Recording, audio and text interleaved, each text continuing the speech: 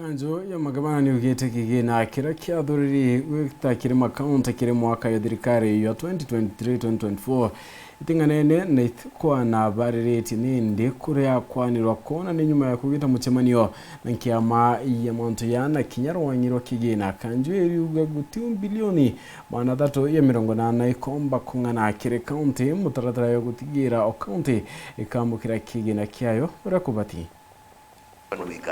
It is an advice we can take on.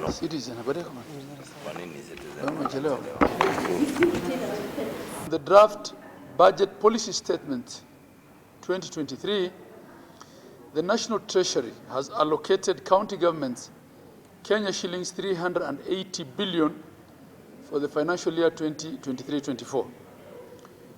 We hold a strong view that this is not equitable in view of the following factors.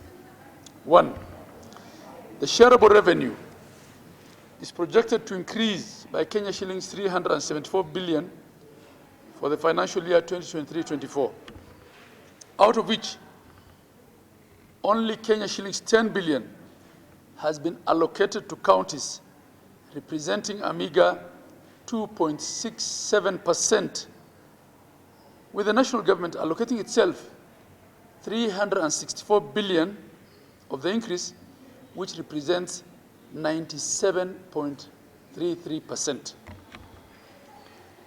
A careful analysis of the draft budget policy statement indicates a considerable increment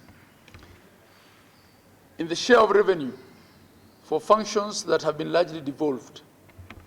A case in point is the Health and Agriculture Ministries, whose allocations have been increased by 25.8 billion shillings and 15.7 billion shillings respectively.